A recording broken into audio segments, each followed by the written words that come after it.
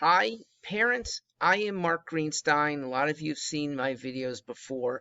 This is a midwinter important break to give over the best information we've found about what test optional policies are doing in college admissions. Please recognize messages that go to teenagers typically get distorted. Distorted for lots of reasons. The messenger, sometimes their guidance counselor, has not read or discerned things as well as the guidance counselor should. But there's also the filter of a teen who'd like to hear the best possible. And when your average teenager hears SAT is optional, ACT you shouldn't bother with, well, not many of them are really riveted on going the route that their older brother and older sister did when they saw them plug away for 80, 90, 100 hours of study. But older brother and older sister are possibly in a very esteemed university now, and parents who are planning for your youngster, please be wary. Don't let your college planning go out the window because some of your kids' classmates are hearing a wrong message. The clear est message is best done if you discern the difference between colleges whose admissions policies are test optional versus test blind. Very few colleges are test blind. That means even if you show scores, they don't want to consider them. Okay, they are removed from the consideration record and they're going with grades, recommendations, other extracurricular activities. There aren't many colleges in that category.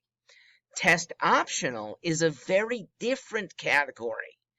It means that the colleges are giving students the freedom, the leeway, the possible relaxation that it's not a requirement to show scores. And many colleges have been doing this for a long time, and they've stayed quite competitive.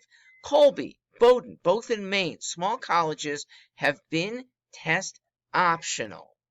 Yet their standards are very high because they equate a low test score and an unshown test score. It's about the same. I'll give a specific example. Let's say college's average SAT score for admitted students is 1350. That's out of 1600. A kid showing an 1100, 250 points below their average is almost certainly not getting in, okay? If you're going to be the starting point guard on their basketball squad, maybe you've got the chance. But generally, those low scores, it wasn't worth showing anyway. And that's how test optional policies, by and large, are being done in this COVID era. Colleges feel compelled to not force kids to go into a testing environment that may be contaminated or that they have fears of contamination.